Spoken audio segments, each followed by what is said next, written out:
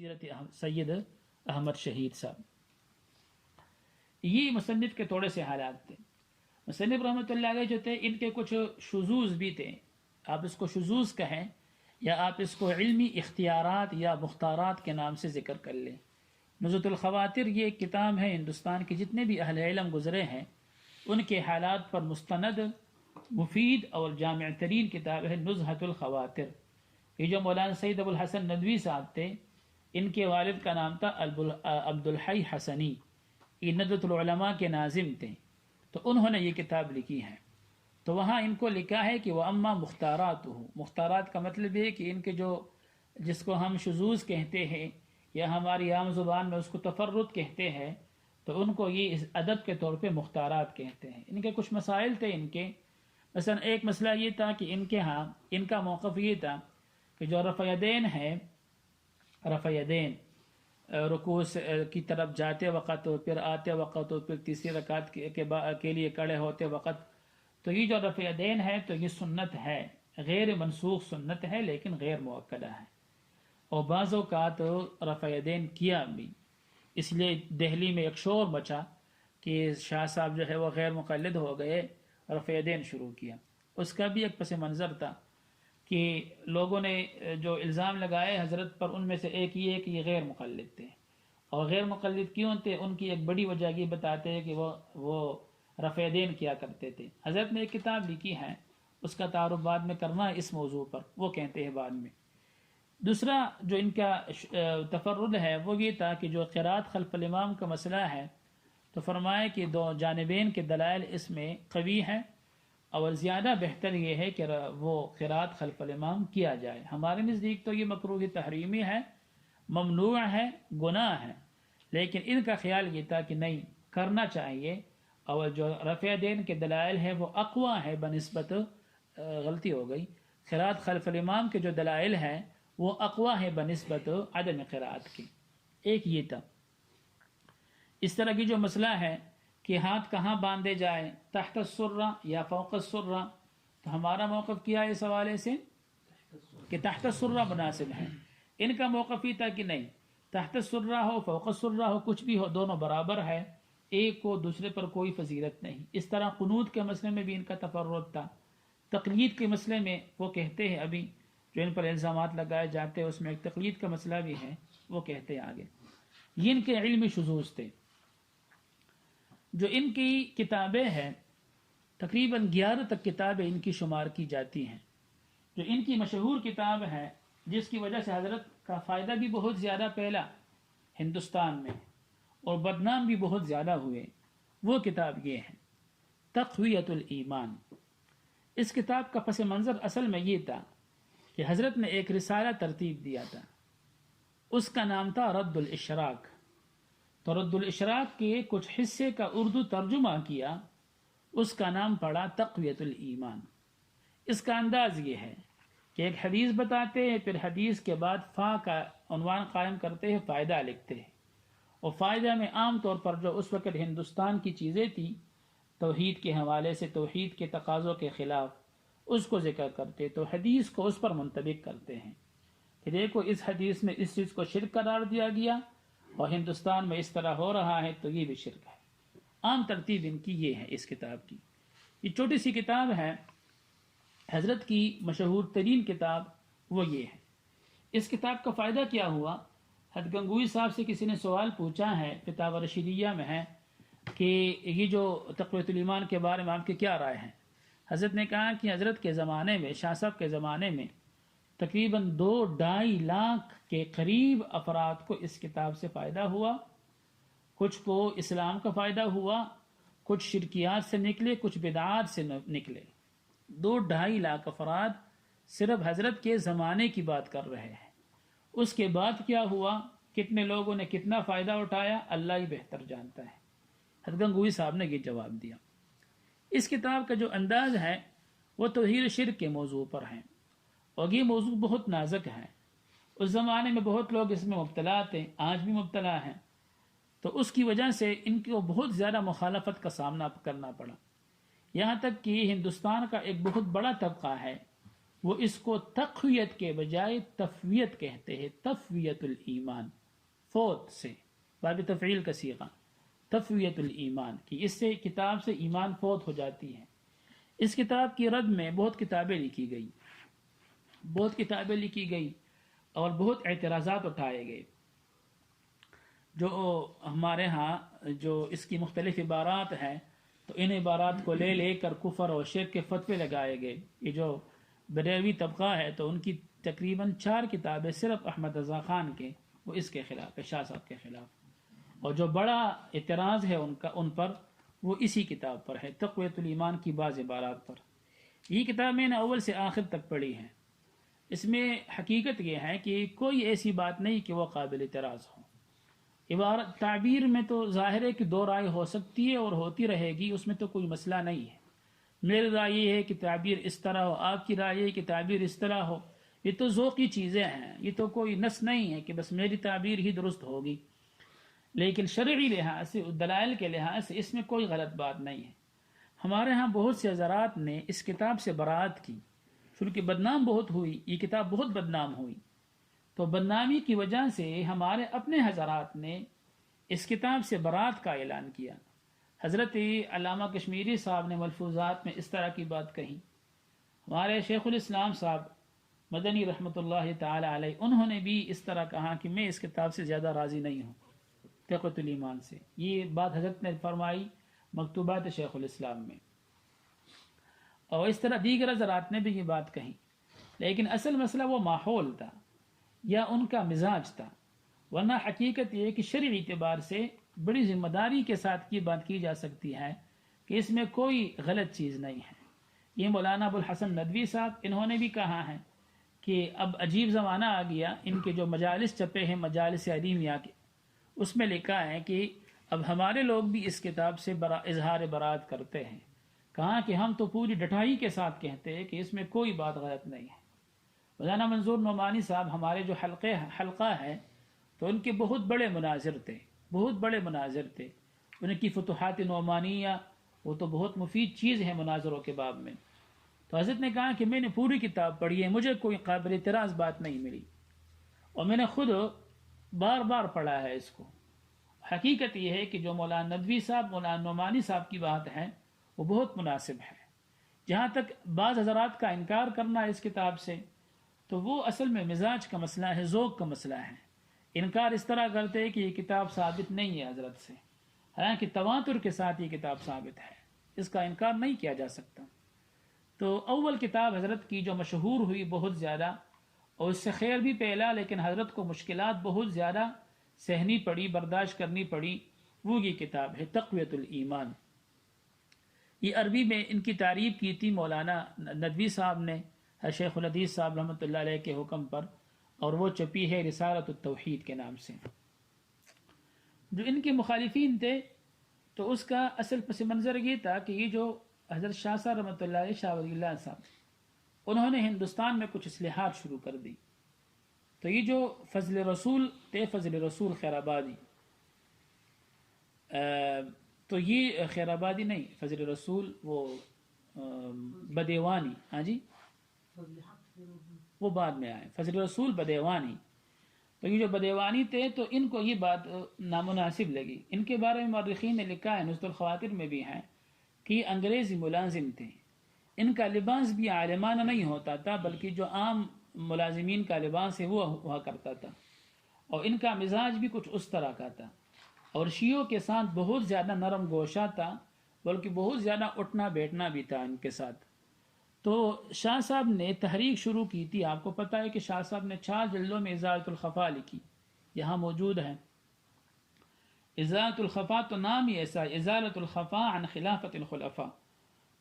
پھر ان کے بیٹے شاہ عبدالعزیز صاحب نے تحفہ اثنا عشریہ لکھی، پھر ان کے ساتھی قاضی ثناء اللہ صاحب نے اس پہ کتاب لکھی۔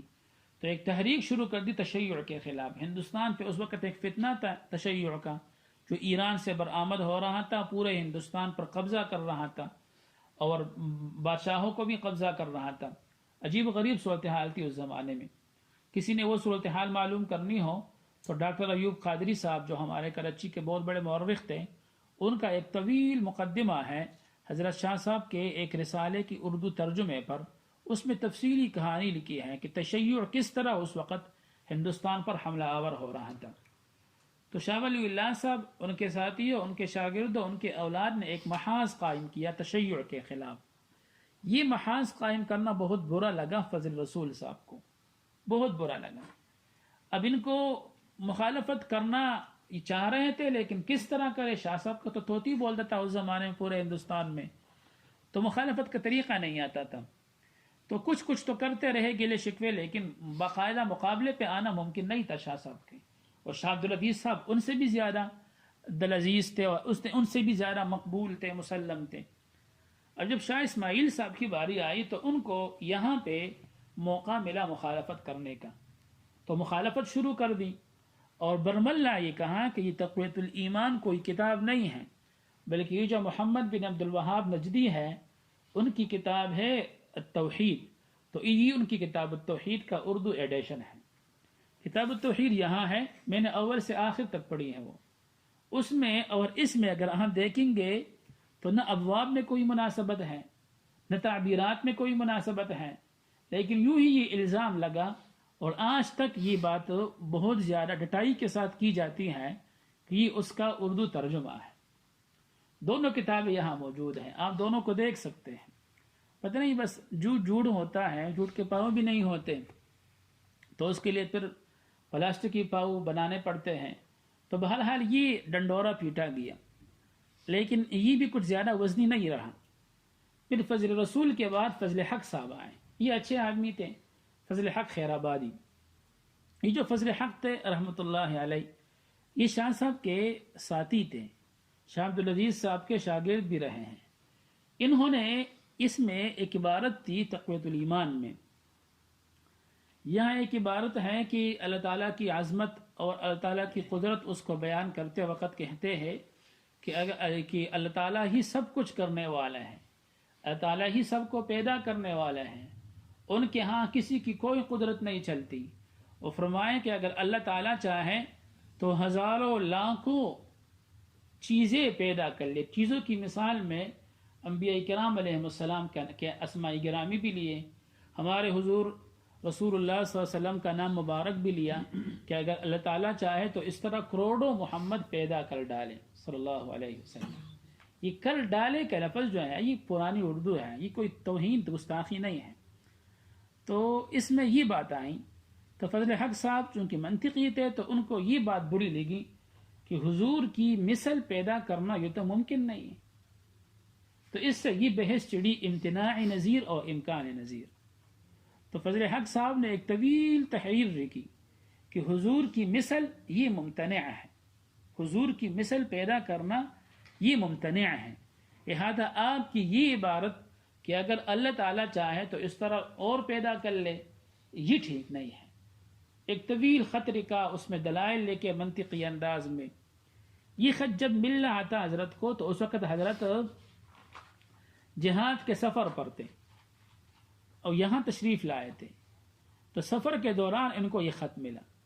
حضرت نے اسی مجلس میں بیٹھ کے ایک ہی دن میں اس کا مکمل جواب لکھا، فارسی میں وہ چھپا ہے رسالہ یکروزی کے نام سے، یکروزی اس کے نام سے، ملتان سے بہت پہلے چھپا ہے، میرے پاس ہے، تقریباً 70-80 صفحات میں ہے فارسی میں۔ اور اس کا حاصل اس میں کیا تھا، فضل حق صاحب رحمۃ اللہ علیہ کے جو دلائل تھے ان سے تعرض کیا گیا تھا اور ان سے برملا اختلاف کیا گیا تھا، اور منطقی کلامی انداز میں کہ نہیں آپ کی یہ بات درست نہیں ہے، اللہ تعالیٰ جو ہے وہ سب کچھ پہ قادر ہے۔ آپ جو کہتے ہیں کہ حضور نبی کریم صلی اللہ علیہ وسلم کی نظیر پیدا کرنا ممتنع ہے، تو یہ ممتنع کیوں ہے؟ عقلی ہے، یعنی ممنوع لعینہ ہے، لغیرہ ہے۔ اس پر طویل بحثیں فرمائی، کچھ دلائل بھی لکھے، اور اس کا حاصل یہ تھا کہ امکان نظیر، اس کو کہتے ہیں امکان نظیر۔ تو پہلی جو بحث مخالفت میں آئی وہ یہ تھی، امتناع نظیر اور امکان نظیر کی بحث آئی۔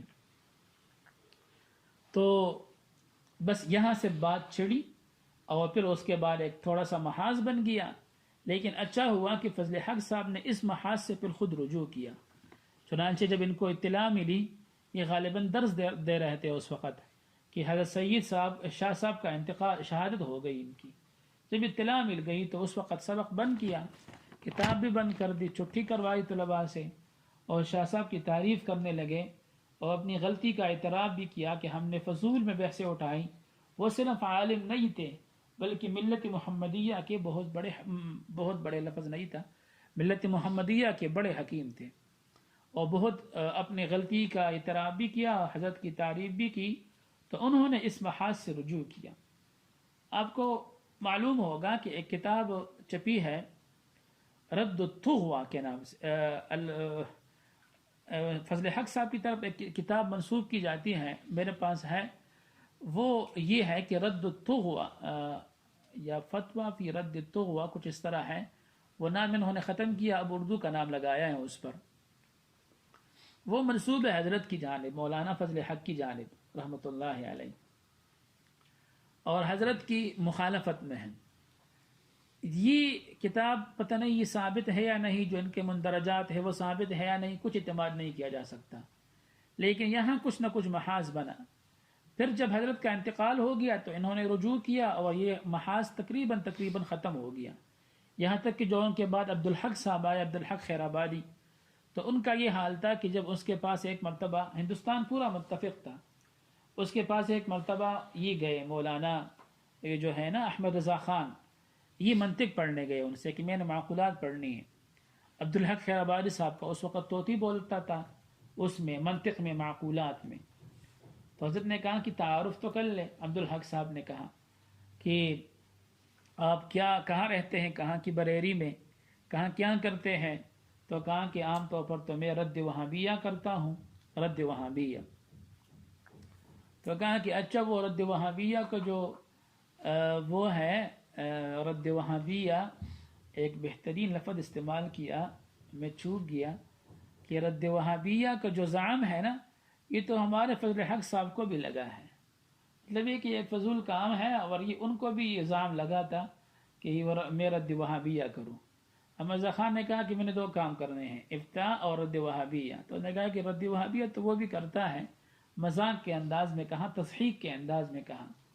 تو ان کے اپنے سوانح نگاروں نے لکھا ہے کہ اس بات کو سن کے خان صاحب کا دل ٹوٹ گیا اور وہ محبت ختم ہو گئی عبدالحق صاحب کے ساتھ، اور پڑھے بغیر واپس لوٹے۔ تو وہ جو محاذ شروع ہو گیا تھا فضل حق صاحب کا، تو وہ ختم ہو چکا، اور وہ محاذ بالکل بند ہو گیا۔ اگلا پھر کیا ہوا کہ جو محاذ ان کے خلاف شروع ہے، آج تک شروع ہے، اس کا پس منظر یہ تھا کہ بریلی جو علاقہ ہے تو وہاں پر مولانا احسن نانوتی صاحب وہ تھے، کالج کے پروفیسر تھے، مولانا احسن نانوتوی۔ احسن نانوتوی کا نام آپ نے پتہ نہیں سنا، نہیں سنا، یہ مولانا نانوتی صاحب رحمۃ اللہ علیہ کے شاگردوں میں سے ہے۔ تو یہ وہاں پر پروفیسر تھے، وہاں کے جو بریلوی کا جو کالج تھا، اور وہاں کی عیدگاہ ہے تو اس کے یہ عیدگاہ کے امام بھی بنے جو عید پڑھانے والے ہیں، تو یہ تو بڑا شمار ہوتا تھا۔ یہ بڑائی راس نہ آئی مولانا نقی علی خان کو، اور نقی علی خان نے مختلف محاذ ڈھونڈے ان کو بدنام کرنے کے لیے کہ ان کو اس سے معزول کیا جائے، اور یہ مقام مجھے ملے، لیکن موقع نہیں آیا۔ تو ایک مرتبہ تقریر میں کچھ اس طرح کی بات آئی کہ یہ جو صورت طلاق ہے نا، اس میں ایک آیت کریمہ ہے کہ اللہ الذی خلق سبع سماوات ومن الارض مثلہن، تو من الارض مثلہن کی تفسیر میں مختلف تفاسیر میں ایک اثر نقل کیا گیا ہے حضرت عبداللہ ابن عباس رضی اللہ تعالیٰ عنہ سے کہ اللہ تعالیٰ نے 7 زمینیں پیدا کی، ہر زمین کی الگ الگ مخلوق ہے، اس مخلوق کی تفصیلات ہیں، اور پھر اس میں یہ لفظ بھی ہے فیہ آدم کا آدمکم وموسیٰ کا موسیٰکم، اس طرح کے الفاظ ہیں، اور پھر فرمایا کہ اس میں جس طرح کہ آپ کے یہاں زمین پر حضور نے اپنا نام نامی لیا، تو جس طرح یہاں پر یہ ہے تو وہاں پر بھی ہے۔ یہ بات وہاں ذکر ہے روایت میں، عبداللہ ابن عباس کی موقوف روایت میں۔ تو احسن نانوتی صاحب نے یہ روایت بیان کر دی۔ اب موقع ہاتھ آیا ان کو، اور انہوں نے کہا کہ یہ روایت بالکل غلط ہے، اس لیے کہ اس سے ختم نبوت کا انکار لازم آتا ہے کہ جب یہاں پر وہاں پر بھی محمد ہے کا محمدکم صلی اللہ علیہ وسلم، تو یہ تو ختم نبوت کا انکار ہو گیا، اس لیے اس روایت کو ٹھیک ماننا یہ کفر ہے۔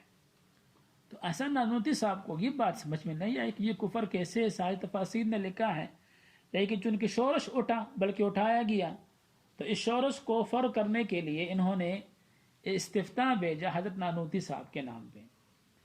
حضرت نے اس کے جواب میں تفصیلی جواب لکھا، اس جواب کا نام پڑا تحذیر الناس عن انکار اثر ابن عباس، وہ چھپا ہے، یہاں پر 2 نسخے ہیں اس کے۔ تو تحذیر الناس کا حاصل یہ تھا کہ نہیں، یہ روایت ثابت ہے، تحذیر الناس عن انکار اثر ابن عباس، کی اس سے انکار نہ کریں۔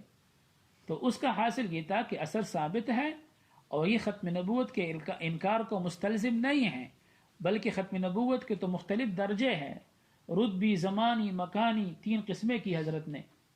جب یہ بات کی تو اب وہ جو فتوی تکفیر ہے نا، وہ لوٹا نانوتی صاحب کی جانب کہ وہ ختم نبوت کے منکر ہیں۔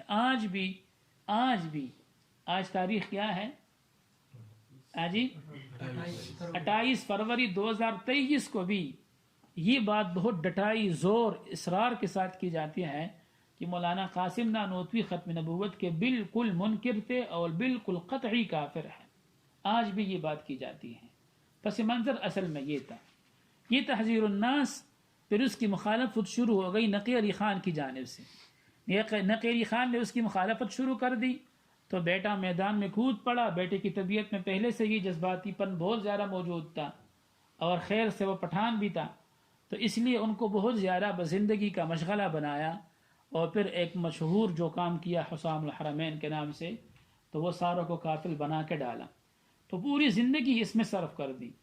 اللہ تعالیٰ نے حافظہ بھی بڑھا دیا تھا، اور مطالعہ بھی بہت کیا تھا، کتابیں بھی کافی تھیں، تو ان باتوں نے وہ جو گمراہی کے دروازے ہیں وہ اس پر کھول دیے، اور پوری زندگی اس میں صرف کر دی کہ یہ 2 جماعت ہو جائے، تو وہ اس میں کامیاب ہو گئے، اور جو امت میں تفریق پیدا کر ڈالی۔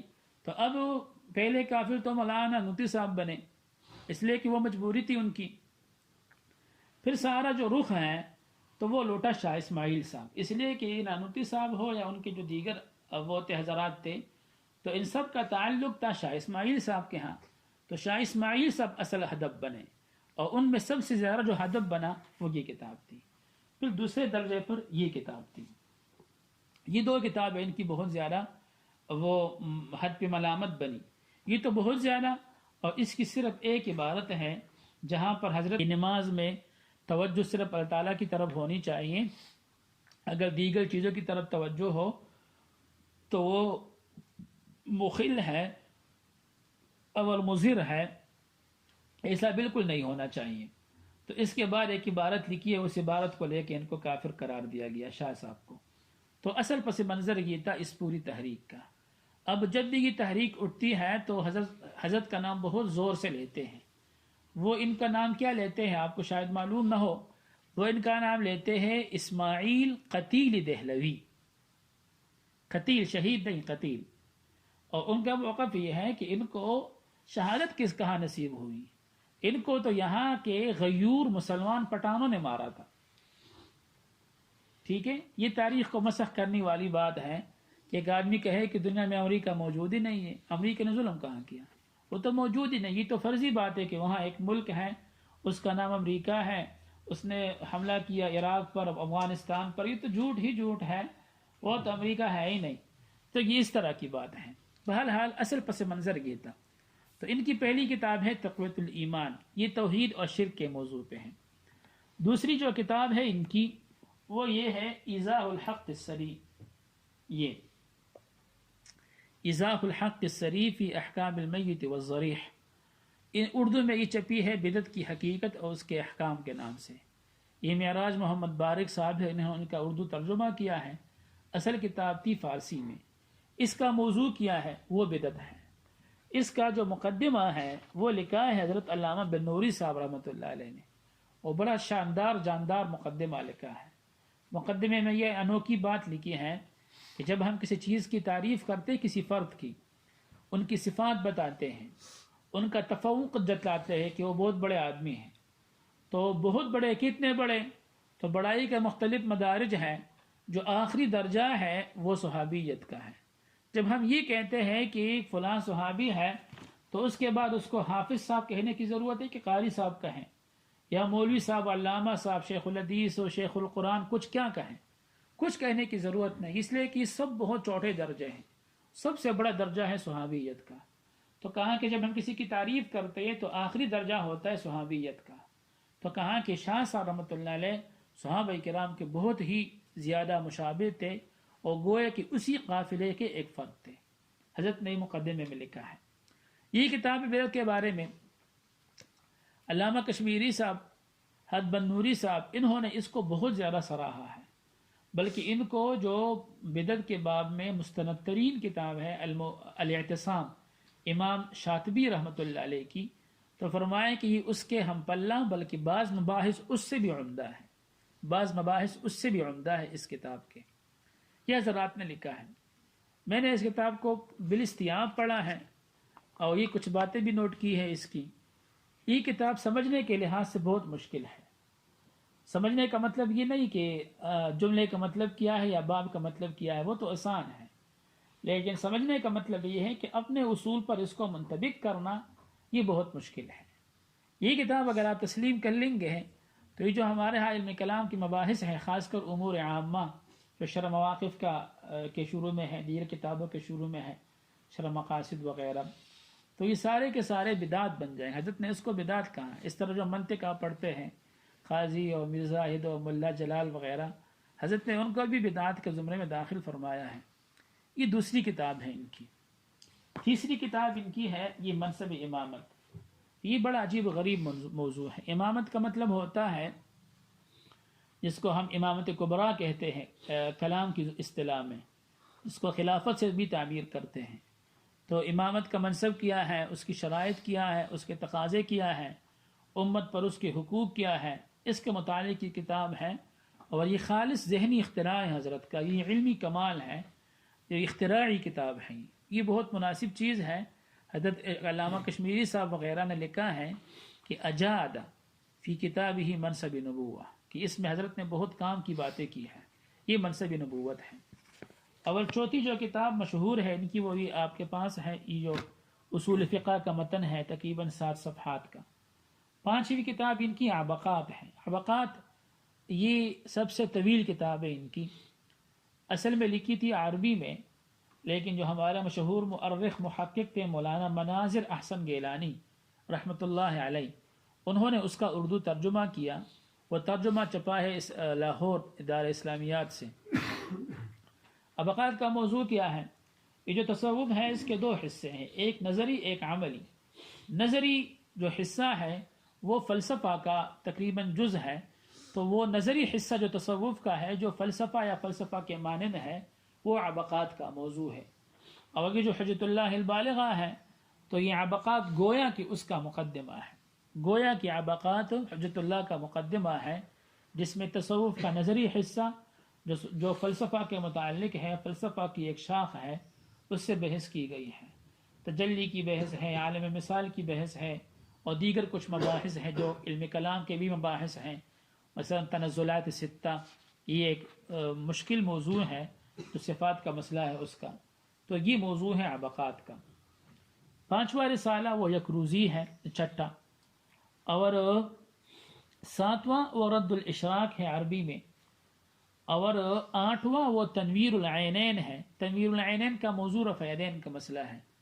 رفع یدین کا جو مسئلہ ہے تو اس حضرت کا موقف یہ تھا کہ رفع یدین یہ سنت غیر مؤکد ہے، منسوخ نہیں. آج بھی کوئی عمل کرنا چاہے تو بالکل کر سکتا ہے. ہمارے ہاں تو یہ مرجوح ہے، ان کے ہاں مرجوح بھی نہیں ہے. یہ مابہ الفرق تھا. یہ ایک فرعی مسئلہ ہے، اس میں کوئی لڑائی کی بات نہیں تھی، لیکن اس زمانے میں شورش بہت اٹھی ان کے خلاف، اور رفع یدین کو بالکل حرام یا قریب بالحرام لوگ سمجھتے تھے. اس لیے ان کے خلاف تحریکیں اٹھی.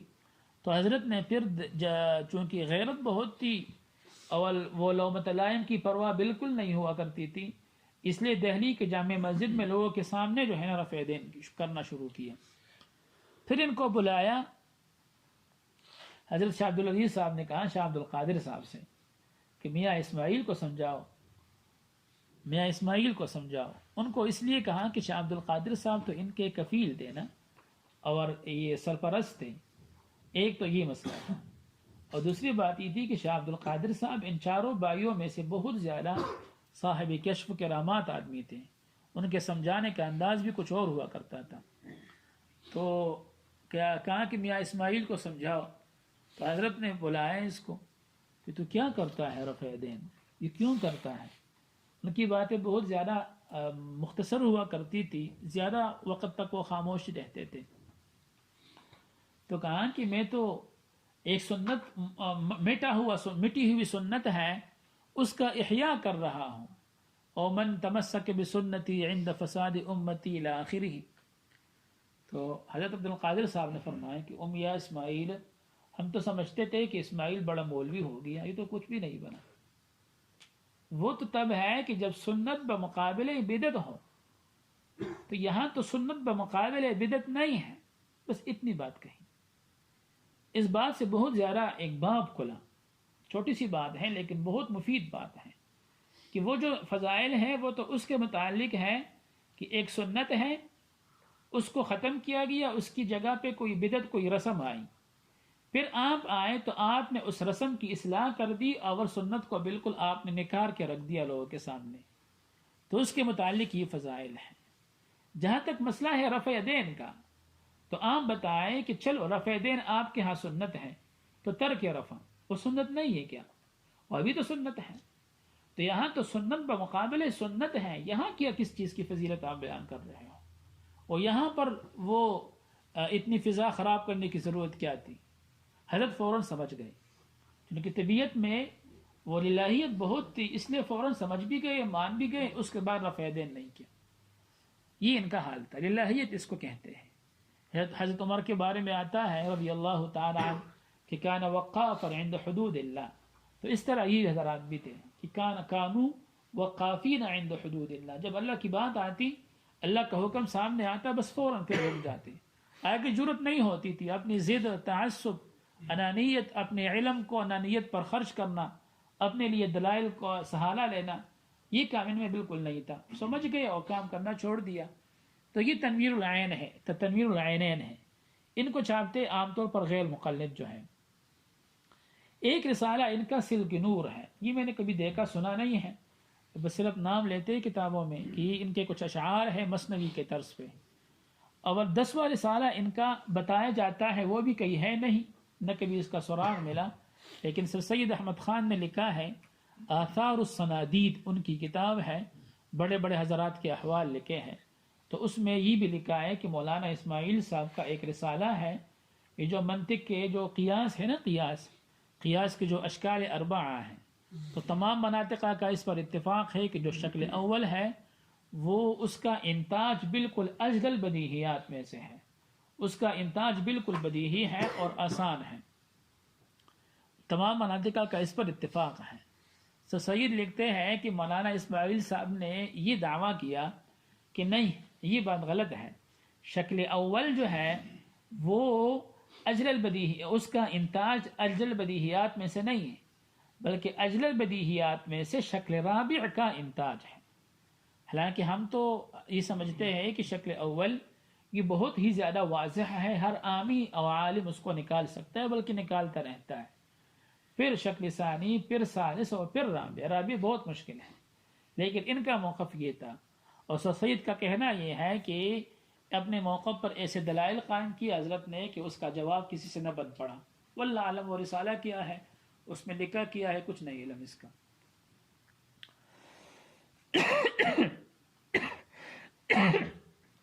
یہ حضرت کی تقریباً 10 کتابیں ہیں.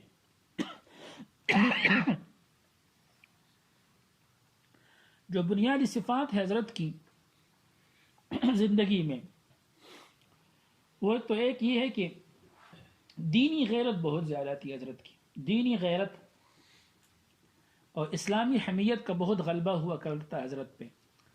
یہ دینی غیرت کا جو مظہر تھا اس کا، وہ علم بھی تھا اور عمل بھی تھا.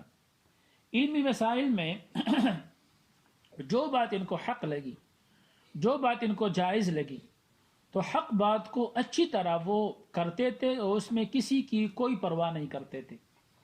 چنانچہ رفع دین کا مسئلہ ہے، ہندوستان کے ماحول میں یہ تقلید بہت زیادہ پختہ تھا، اور تقلید کے خلاف بات کرنا اتنا مشکل تھا جس طرح اب تو نہیں، لیکن اب سے کچھ عرصہ پہلے ہمارے ہاں کفر کی، الحاد کی بات کرنی مشکل تھی. یا آج ہمارے معاشرے میں جو قادیانیت کا حال ہے، تقریباً اس کے کچھ کم یا اس کے برابر حال غیر مقلدیت کا تھا اس زمانے میں، اور رفع دین وغیرہ اس کے خصوصی شعائر میں سے تھے. لیکن حضرت نے کھل کے اعلان بھی کیا، کتاب بھی لکھی اور کرنا بھی شروع کر دیا. تو علم کے باب میں بھی ان کے پر غیرت بہت زیادہ تھی، اور عمل کے باب میں بھی ان پر بہت زیادہ غیرت ہوا کرتی تھی، دینی حمیت بہت زیادہ ہوا کرتی تھی. حضرت شیخ الحدیث صاحب نے لکھا ہے بیتی میں کہ دہلی کی جو جامع مسجد ہیں وہاں قریب کوئی مجذوب تھا، وہ کچھ سوراخ سا تھا، کوئی غار سا تھا، اس میں رہا کرتا تھا اور نماز بالکل نہ پڑھتا تھا، اور جو بھی آئے نا تو اس کو مارے بغیر نہ چھوڑتا تھا. عجیب قسم کا آدمی تھا، بہت زیادہ غصہ والا آدمی تھا، کسی کی ہمت نہیں ہوتی تھی کہ اس سے بات کرے.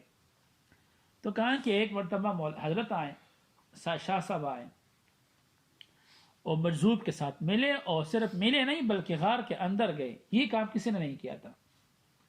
بس لوگوں نے کہا کہ اب تو سید صاحب شاہ صاحب کی آخری دن ہے اور بس اس کی خیر نہیں ہے، یہ ہوگا وہ ہوگا، اندازے قیاس آرائیاں شروع ہو گئی.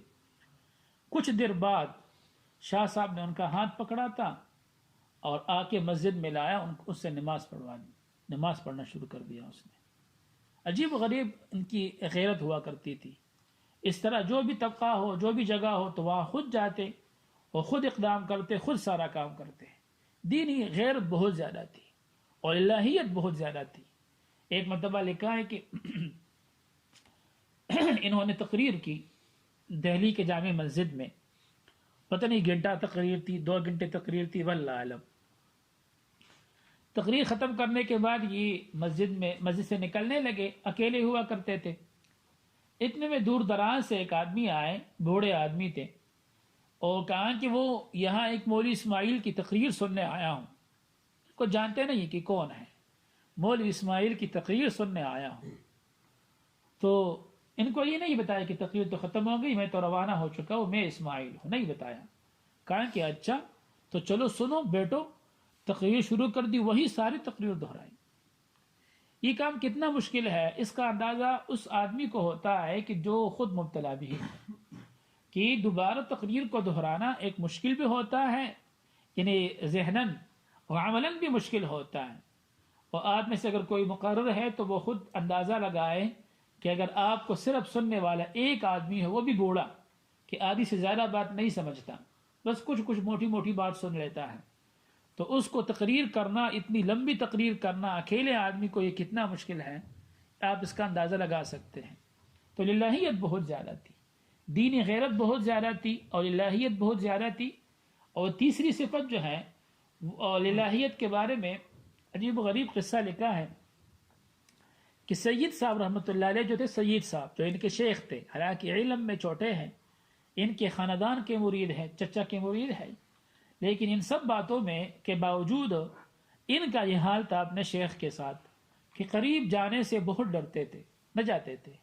سید صاحب کی محفل لگا کرتی تھی تو یہ بالکل جوتوں کے جگہ پہ رہتے، اور جب وہاں نیند آتی تو وہی جوتے رکھتے اور وہی سو جاتے محفل میں، نہ کوئی پرواہ، نہ کچھ بھی نہیں ہوا کرتا تھا. اور شیخ کا اتنا خیال تھا کہ قریب جانے سے وہ ڈرتے تھے، ان کی جوتیاں اٹھاتے تھے. بلکہ یہاں پر بعض جگہوں پہ ایسا بھی ہوا کہ سید صاحب سواری پہ سوار ہے اور آپ ان کے جوتے پکڑے ساتھ ساتھ دوڑ رہے ہیں، کوئی پرواہ نہیں تھی. یہاں جو ان کے بہت لمبا سفر ہوا ہندوستان، دہلی سے لے کے یہاں تک، نوشہرہ جو شیدو علاقہ ہے وہاں، پھر یہاں معیار، پھر جا وہاں پہنچے، ایک لمبا سلسلہ تھا سفر کرنے کا. تو اس سفر میں ہر جگہ پر یہی حال ان کا رہا کہ یہ بہت زیادہ احترام سے کام لیتے تھے. لوگ دھوکہ کھا جاتے تھے. سندھ میں ایک جگہ پہ ان کا پڑاؤ تھا، تو اطلاع آئی کہ وہ قافلہ آیا ہے، اس میں شاہ صاحب کا نواسا پوتا ہے، شاہ ولی اللہ صاحب کا.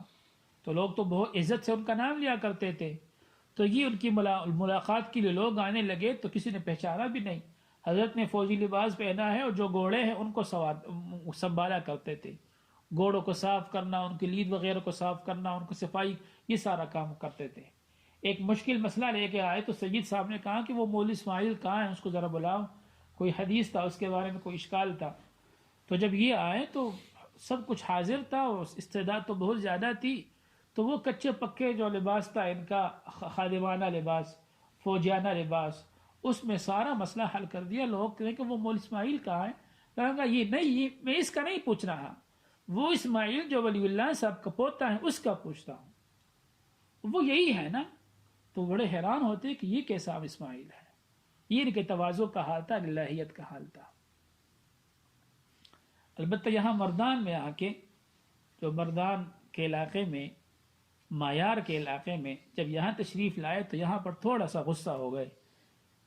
مورخین نے لکھا ہے کہ یہاں تھوڑا سا غصہ کیا سید صاحب کو، اور وہ غصہ اس لیے کیا کہ یہاں کے جو پتہ نہیں کون تھا اس زمانے میں، جو یہاں کا خان تھا، اس کے بارے میں ڈر تھا.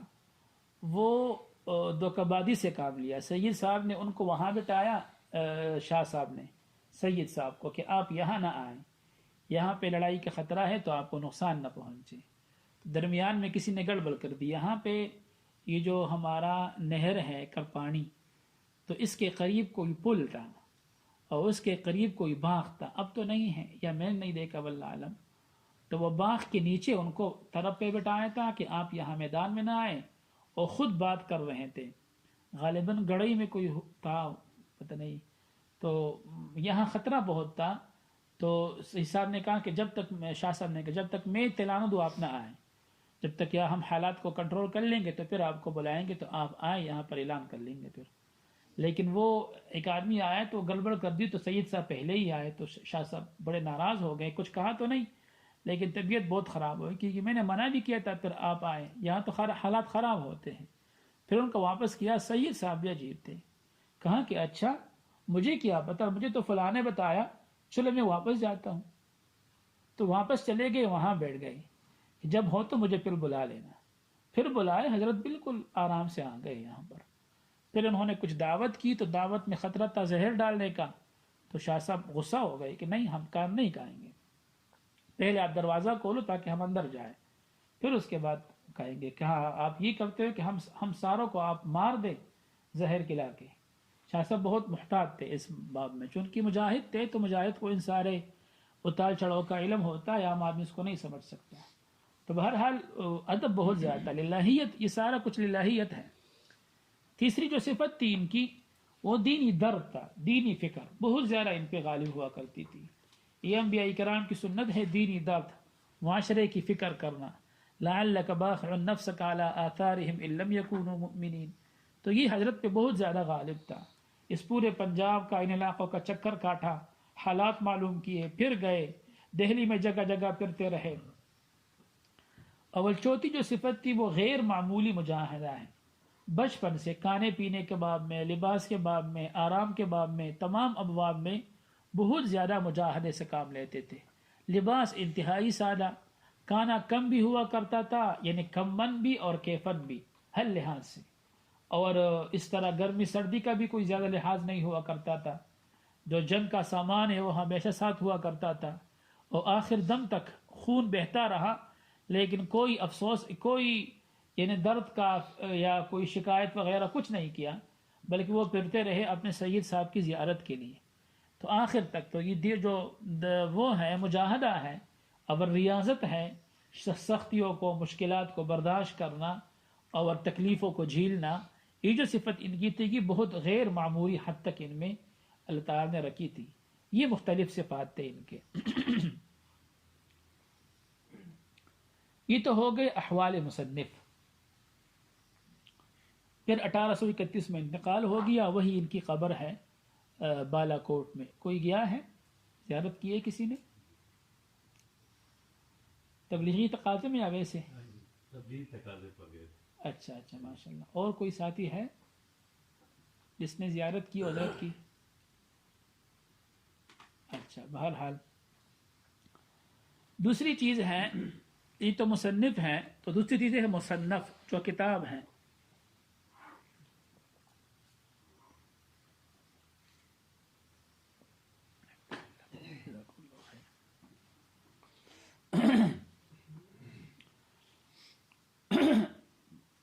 آگے جو عنوان ہے مصنفی ہیں اس میں یہ بات آئے گی کہ جو خود کتابیں ہیں اصول فقہ کی اس کا نہج کیا ہے، تو وہ تفصیلی بحث تو وہی آئے گی اللہ تعالیٰ نے چاہا تو. یا اتنا واضح ہونا چاہیے کہ جو ہماری کتابیں ہیں حنفیہ کی اصول فقہ، تو اس کا طرز یہ ہے جو آپ نے پڑھا ہے منار میں، نور انوار، منار، حسامی، توضیح تلوی، اس میں یا اصول شاشی میں، تو اس کا طرز یہ ہے کہ وہ پہلے شروع کرتے ہیں یہ جو تقسیمات 20 ہے نا، یا اقسام 20، 20 قسمیں ہیں، 4 تقسیمیں کر لو یا 5 تقسیمیں کر لو، تو جو 20 قسمیں ہیں پہلے وہ بتاتے ہیں. پھر اس میں خاص عام کی بحث میں، پھر امر کی بحث، نہیں کی بحث، پھر عبادت کی مختلف بحثیں ہوا کرتی ہیں، ادا اور قضا، اور پھر تو اس طرح ہوتے ہوتے بات پہنچ جاتی ہے پوری کتاب تک کا اکثر حصہ اس میں صرف ہوتا ہے. پھر اس کے بعد باری آتی ہے کتاب اللہ کی، وہاں کچھ مسائل، پھر سنت، پھر اجماع، پھر قیاس. پھر قیاس میں دفع القیاس ایک بحث ہے وہ بتاتے ہیں.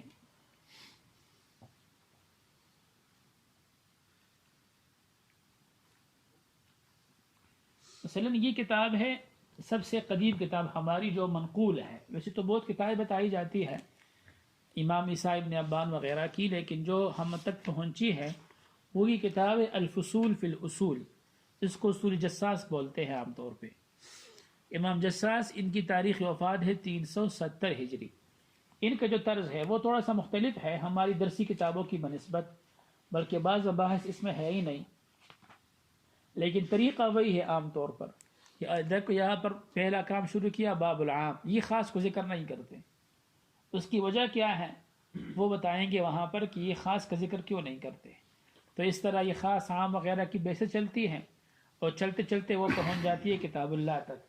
یہ جو اقسام 20 ہے نا، اقسام 20 جو ہم پڑھتے ہیں ساری کتابوں میں، تو ان کے موجد یہ ہے، اقسام 20 کے موجد جو ہے نا وہ یہ ہے.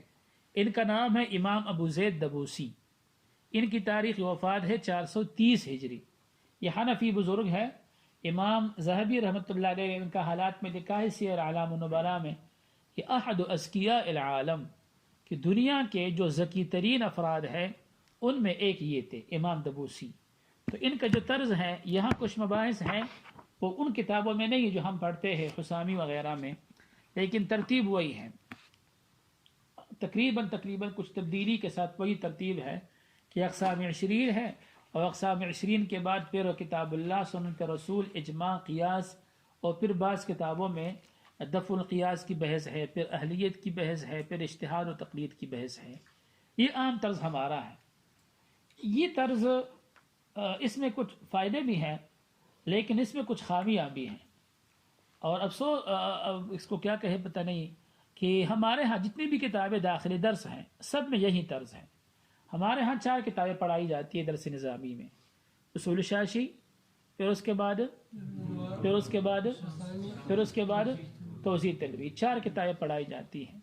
سب کا انداز یہ ہے کہ اول اقسام 20، پھر اس کے بعد کتاب سنت الی آخرہ. اس طرز میں جو خامی ہے وہ یہ ہے کہ اس میں بعض اصولی مباحث جو بہت مفید ہیں وہ ذکر ہی نہیں ہوتے. بعض مباحث ایسے ہیں. دوسری خامی جو اس میں ہے وہ یہ ہے کہ اس میں مقاصد اور غیر مقاصد کی کوئی تمیز نہیں ہوتی. میں سچ کہتا ہوں کہ جن ساتھیوں سے گپ شپ ہے تو میں کبھی کبھی پوچھتا ہوں اصول کے بارے میں، تو جو ان کا ذہن ہوتا ہے اصول کے بارے میں، تو وہ یہی کہتے ہیں کہ بس اصول کس کا نام ہے، خاص عام مشترک معول، اور پھر اس کے بعد آپ جائیں اس کی جانب جو ظاہر نص اور مفسر محکم، خفی مشکل اور مجمل متشابہ، حقیقت مجاز صریح کنایہ، بس وہ اسی کو کیا سمجھتے ہیں، اصول سمجھتے ہیں. لیکن یہ اصول ہے ہی نہیں. یہاں تو اصول شروع بھی نہیں ہوئے ابھی تک. اصول الشرع 4 یا اصول الفقہ 4، تو وہ تو اربعتن ہے. تو یہ جو 20 ہے یہ کیا چیز ہے؟ یہ اصول نہیں ہے، لیکن ہماری ساری توانائیاں صرف ہوتی ہے اس میں کہ وہ خاص کیا ہے، اس کی مثال کیا ہے، اس پر تفریحات کیا ہے، عام کیا ہے، قسمیں کیا ہے، تفریحات کیا ہے. تو یہ چیزیں مقاصد نہیں ہیں. ہر فن کے کچھ مقاصد ہوتے ہیں، کچھ مبادی ہوتے ہیں، کچھ زوائد ہوتے ہیں. تو یہ مبادی کے قبیل سے ہے جس کو ہم نے مقصود بنا کر ڈالا ہے. تو یہ طرز ہمارے ہاں عام ہے حنفیہ کے ہاں، اور یہ طرز ہماری جتنی متاخرین کی کتابیں ہیں تقریباً عام طور پر اس میں یہی طرز اپنایا جاتا ہے. لیکن اس میں نقصان یہ ہے کہ مقاصد اور غیر مقاصد کی تمیز نہیں ہوتی. اور درسیات میں ایک مسئلہ یہ بھی ہوتا ہے درسیات میں کہ کیا نام ہے کہ ہماری جو مدرس کا زور ہوتا ہے وہ شروع میں بہت زیادہ ہوتا ہے، جوان ہوتا ہے، درمیان میں جا کے وہ بن جاتا ہے کیا نام ہے ادیر عمر میں، اور پھر آخر میں جا کے وہ بوڑھا بن جاتا ہے. تو اس لیے مباحث کا موقع نہیں آتا، تو جو اصل اصول ہے وہ سامنے نہیں آتے. یہ اصول بزدوی ہے. حسامی اور جو منار ہے، جو نور انوار کا متن ہے، وہ ساری اس کتاب کی تلخیص ہے گویا کی بزدوی کی. سب کا مرجع یہ کتاب ہے اصول بزدوی. اصول بزدوی کا طرز آپ دیکھ لیں تو وہی طرز ہے جو آپ نے پڑھا ہے نور انوار میں. منار اس کو دیکھ کے لکھی گئی، حسامی اس کو دیکھ کے لکھی گئی، تو ان کا طرز وہی ہے. یہ شروع ہو گیا کہ اصول الشرع اربعۃ، اقسام النظم والمعنی، پھر اقسام، پھر امر، پھر نہیں، اور پھر عام خاص، اور پھر اس طرح حروف کی بحث ہے. آخر میں جا کے وہی اقسام 20 ہے، پھر کتاب اللہ ہے. تو ہمارے ہاں جو زور صرف ہوتا ہے وہ اسی پہ صرف ہوتا ہے، ان اقسام پہ، حالانکہ یہ اقسام اصول نہیں ہے. تو خامیہ اس میں بہت ہے اس طرز میں. ان خامیوں کو دیکھ کے بعض جو منطقی مزاج اصولیین ہیں انہوں نے ایک اور طرز اپنایا. وہ طرز بہت مفید ثابت ہوا. وہ طرز مختلف کتابوں میں ہے. میں بطور مثال آپ کو یہ دکھاتا ہوں. التحریر، یہ علامہ، اس کو علامہ کے بجائے امام کہنا مناسب ہے، امام ابن الحمام رحمہ اللہ، جو محقق علی الاطلاق کے نام سے مشہور ہے، فتح القدیر کے مصنف. ان کی یہ کتاب ہے، یہ اصول کی مشکل ترین کتاب ہے. ان کا طرز اور ہے. ان کا طرز اور ہے. طرز کیا ہے وہ اگر آپ دیکھنا چاہیں تو نمایاں طور پہ آپ اس میں دیکھ سکتے ہیں. یہ جو مسلم الثبوت ہے ہمارے قاضی محب اللہ بہاری رحمۃ اللہ علیہ کی، یہ التحریر ہے. اس طرح 2-3 کتابیں اور ہیں. ان کا طرز کیا ہے؟ ان کا طرز یہ ہے کہ وہ اقسام 20 اس طرح نہیں بتاتے. وہ ابتدا کرتے ہیں مقدمات سے. تو مقدمات 2 قسم کے ہوتے ہیں، اس کو مبادی کہتے ہیں. ایک لغوی مبادی، اور ایک کو التحریر نے المبادی المنطقیہ کہا، اور انہوں نے المبادی الکلامیہ کہا. درست تعبیر کیا ہے وہ وہیں توفیق اللہ تعالیٰ تو وہاں بتائیں گے.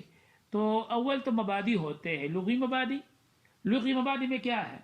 دلالت کی بحث ہے، وضع کی بحث ہے، پھر لفظ کا معنی پر دلالت کرنا، پھر اس میں اقسام 20 سارے کے سارے لغوی مبادی میں آتے ہیں. اور پھر کلامی مبادی ہیں. کلامی مبادی میں بنیادی طور پر 3-4 مسئلے ہوتے ہیں کہ جو حسن اور قبح ہیں یہ عقلی ہے یا شرعی ہے، اس میں اختلاف کیا ہے، حاکم کون ہے، اس طرح. اور بعض اس کو کلامی مبادی میں اس طرح کرتے ہیں کہ حکم کی بحث چھیڑتے ہیں، مختلف فصول میں تقسیم کر کے. حکم کے ضمن میں حاکم، لا حاکم الا اللہ، ان الحکم الا للہ، یا عقل بھی حاکم بن سکتا ہے، یہ بحث. اور حاکم کے ساتھ محکوم علیہ کون، محکوم علیہ حکم کس پہ کیا جائے گا، محکوم فیہ کون ہے. اور پھر احکام کی قسمیں ہیں، احکام وضعیہ، تکلیفیہ، اور پھر وضعیہ کی 4 قسمیں، تکلیفیہ کی 5 قسمیں یا 7 قسمیں حنفیہ کے نزدیک. اس طرح یہ سارے کرتے ہیں. حاکم، محکوم، محکوم علیہ، محکوم بھی، محکوم فیہ، یہ ساری بحث چڑھتے ہیں. حقوق اللہ، حقوق العباد، دونوں کا مشترک یہ بحث ہے. پھر یہ بحث جب ختم ہوتی ہے تو اس کے بعد کتاب اللہ ہے. الاصل الاول کتاب اللہ. کتاب اللہ میں بس شمار کے گنتی کے چند مسئلے ذکر ہوتے ہیں. کتاب اللہ کی تعریف کیا ہے یہ بحث ذکر ہوتی ہے.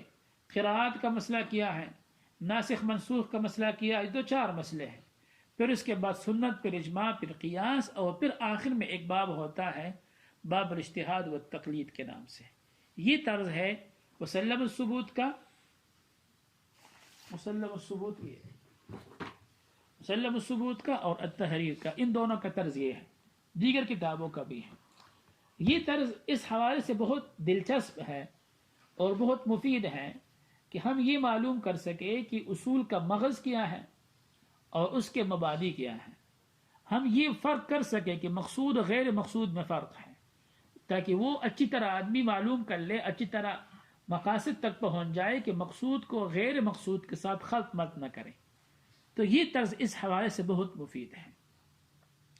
حقیقت یہ ہے کہ یہ طرز جن لوگوں نے اپنایا وہ اصول کے بڑے پکے ماہر تھے، اور پورے اصول پر بار بار غور کرنے کے بعد یہ تمیز کی کہ ان میں مبادی کون ہے، مقاصد کون ہے، زوائد کون ہے.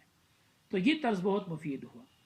تو بتانے کا مقصود یہ تھا کہ جو ہمارا متن ہے اس کا طرز بھی یہی ہے کہ یہ وہ ہماری جو کتاب درسیات ہیں اس طرز کی کتاب نہیں ہے، بلکہ یہ اس طرز کی کتاب ہے جو التحریر کا طرز ہے، مسلم الثبوت کا طرز ہے. اور یہ طرز بہت مفید ہے، بہت بہتر ہے اصول کو سمجھنے کے لیے. اس کتاب کی خصوصیت کیا ہے؟ ایک تو یہ کہ اس میں اختصار بہت ہے. اختصار اتنا ہے کہ یہ 6 صفحات کی کتاب ہے، 6 صفحات کی ہے. 7واں صفحہ وہ فہارس کا ہے، تو کل 7 صفحات ہو گئے یا 8. ایک صفت ان کی یہ ہے. دوسری یہ ہے کہ اس میں جامعیت ہے. جامعیت کا مطلب یہ ہے کہ جو اصول کے اکثر مسائل ہیں استغراق تو نہیں کر سکتے، لیکن اکثر جو مسائل ہے وہ یہاں مذکور ہیں. اور تیسری صفت یہ ہے کہ اس میں اغلاق نہیں ہے. مولانا مناظر حسن گیلانی صاحب، ان کی ایک کتاب ہے مقدمہ تدوین فقہ اصول فقہ. اس میں مختلف کتابوں کے نام گنوائے ہیں کہ یہ کتاب ہے اصول فقہ کی، یہ ہے لیکن اس میں یہ خرابی، اس میں یہ خامی، اس میں یہ مسئلہ. تو چلتے چلتے چلتے پہنچ گئے مسلم الثبوت تک. کہا کہ قاضی محب اللہ بہاری صاحب کی جو کتاب ہے وہ تو بہت جاندار، شاندار، مفید ہے، البتہ اس میں ایک مسئلہ ہے، وہ یہ ہے کہ منطق و فلسفے کے مسائل کو اصول کے مسائل کے ساتھ بالکل خلط ملط کیا. اب تمیز کرنا مشکل ہے کہ کون سا مسئلہ کس کا ہے. تو یہ اس کی وجہ سے کتاب میں اغلاق پیدا ہوئی.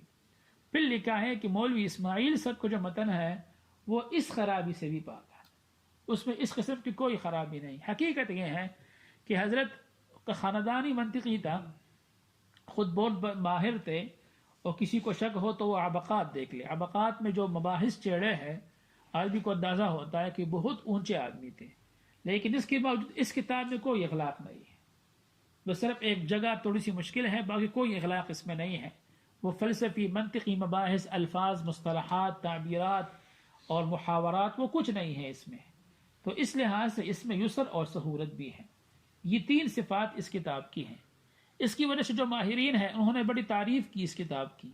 میں نے بتایا کہ مولانا گیلانی صاحب نے سب کتابوں میں آخر میں آ کے اس کتاب کو سراہا ہے کہ اس میں یہ عیوب نہیں ہے. مولانا سید سلیمان ندوی صاحب، ان کی مشہور کتاب ہے جو اپنے استاد سے کتاب کا تکملہ ہے، سیرت النبی. تو سیرت النبی کے آخر میں حضرت نے لکھا ہے غالباً 7ویں جلد کے شروع میں کہ یہ جو متن ہے اصول فقہ کا، تو یہ تہذیب، یہ اصول فقہ کی تہذیب ہے. تہذیب کا مطلب اصل میں وہ اشارہ کرنا چاہتے ہیں کہ جس طرح منطق کا جو فن ہے وہ ایک پورا جنگل ہے، تو اس جنگل کو بہترین طریقے سے عبور کیا علامہ تفتزانی رحمۃ اللہ علیہ نے تہذیب المنطق لکھ کے، کہ جو بڑے بڑے معمے تھے، بڑے بڑے مشکل مسائل تھے، ان کو چند 2-3 فقروں میں 2-3 الفاظ میں حل کیا.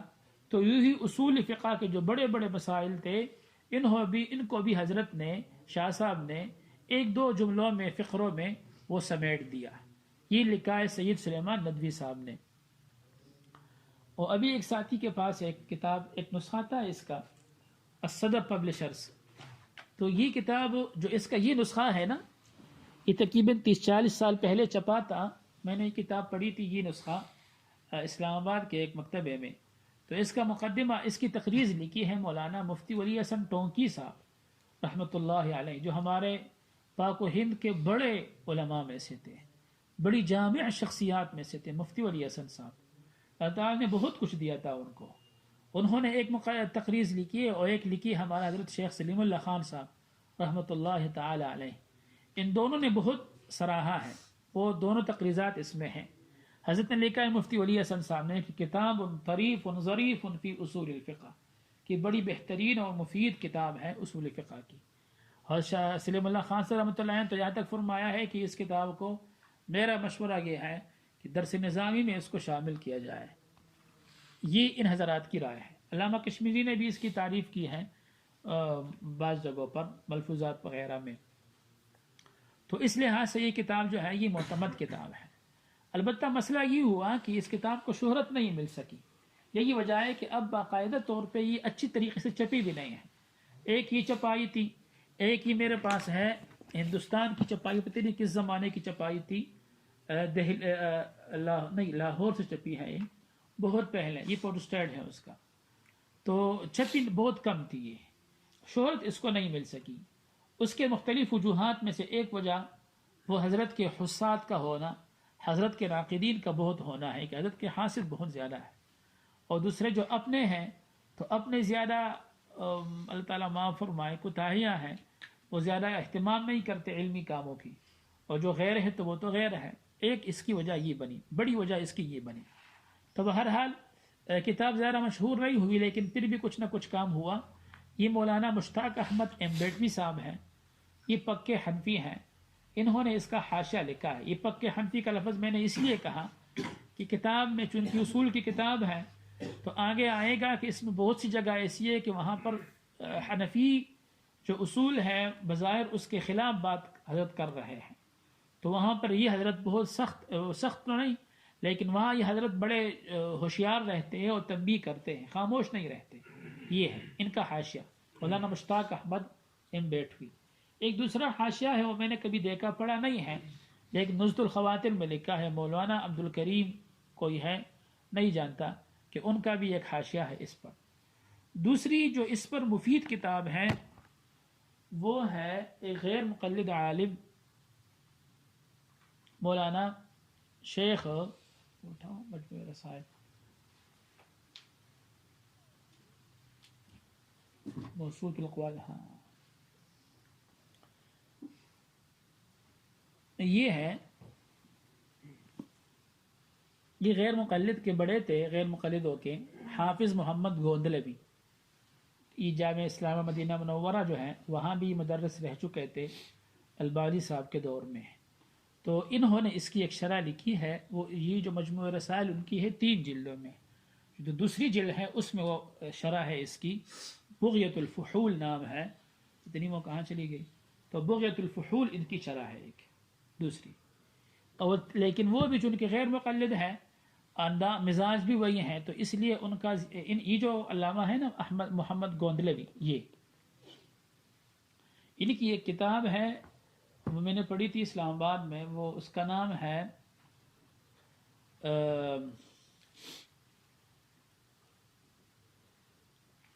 اللہ مجھے معاف فرمائے، میں نام بھول گیا، ارشاد الباری یا پتہ نہیں کیا نام ہے، بھول گیا۔ فتح، جو ہمارے فیض الباری ہے نا، فیض الباری، اس کے رد میں آپ اندازہ لگائے کہ جب اس کے رد کرنے کی ضرورت ہے اور ہمت بھی ہے، تو اس میں جو مذہبی جو غیر مقلدیت ہے وہ کتنی راسخ ہوگی۔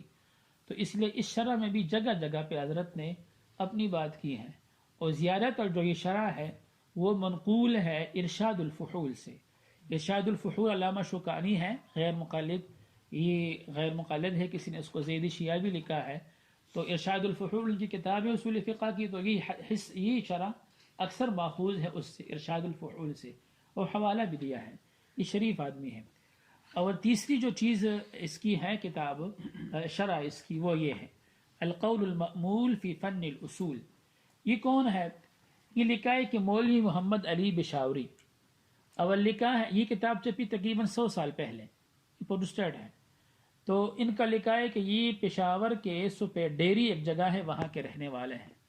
میں نے معلوم کیا، معلومات لیے پھر مختلف طریقوں سے، تو پھر یہ جو ڈاکٹر کرنیل ان کی کتاب ہے مشاہیر علماء سرحد، وہ ان کے تفصیلی حالات لکھے ہیں کہ یہ اصل میں پشاور کے تھے اور پبی وغیرہ میں پڑھا تھا، پھر یہ وہاں گئے، یہاں پہ یہ ہری پور کے علاقے میں اس زمانے میں شرعی نظام تھا، تو وہاں بطور قاضی وہاں چلے گئے، تو وہاں قاضی رہے، بہت فنی آدمی تھے، مختلف کتابوں کے لکھنے والے ہیں، ان کے نواسے اب یونیورسٹی وغیرہ میں لیکچرار ہے۔ تو یہ ان کی کتاب لکھی القول المأمول۔ جہاں تک میرا خیال ہے تو سب سے مفید چیز اس کتاب کے متعلق وہ یہ ہے القول المأمول۔